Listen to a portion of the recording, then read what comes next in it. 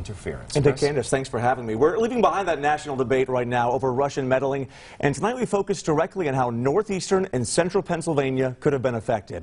It all really starts with this: a federal indictment accusing a Russian group of using social media to illegally influence the way that you think and ultimately the way you vote. There's no collusion. There's no collusion whatsoever. The special counsel's probe is progressing in a very serious way. Setting aside the politics of special counsel Robert Mueller's probe, what Pennsylvanians should pay attention to is his 40-page indictment of Russian individuals and companies. They were accused of interfering with the 2016 presidential election, and they reportedly did it right here in the Commonwealth. Alleged meddling that started from the second you woke up on the screen nearest you. The first thing a lot of people will do will check their Facebook page and see what's going on in the election.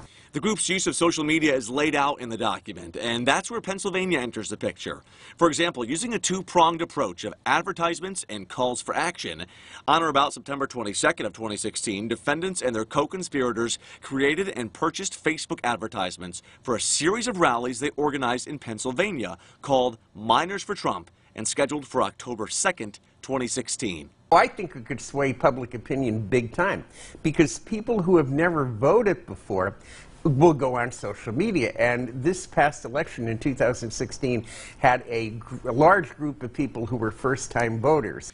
The indictment says these illegal posts were designed to look like everyday Americans in our community, with false U.S. personas to organize and coordinate U.S. political rallies supporting then-candidate Trump in New York and Pennsylvania. The group specifically targeted purple swing states like Pennsylvania, hoping to spread discord. We've become such a partisan country, and in a way, social media has exacerbated that problem. When the message took hold, it just went on and on. But the social media impact goes beyond posts and political rallies.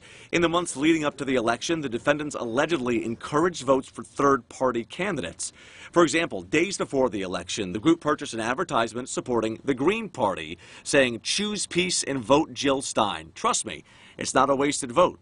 Yonkai says that started a series of connections linking Stein and Russia. To me, the dots with Jill Stein are there. But that had an impact because it kind of gave people permission to, in effect, say, yeah, I think, well, look, this said someplace that my vote shouldn't be wasted. A Senate Select Committee on Intelligence requested documents from the Stein campaign after this picture surfaced of a dinner in Russia. It was celebrating the 10th anniversary of the RT television network. And in this photo, you see Stein, Russian President Vladimir Putin, and former National Security Advisor Michael Flynn gathered around a table.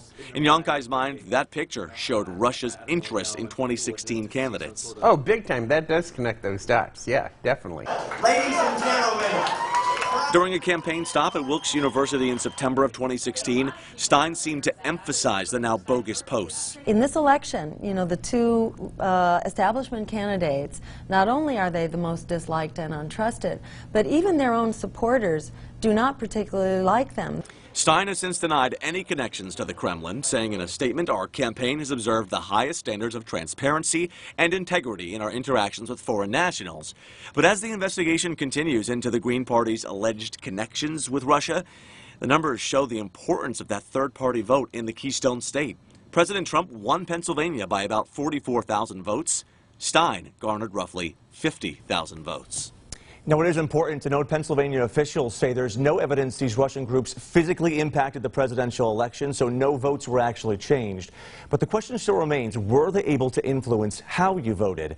And also, if you'd like to see whether there are any interactions you might have had with those posts specifically, we do have a link set up over at pahomepage.com, so you can go do that and find that out yourself. It's interesting. I mean, I know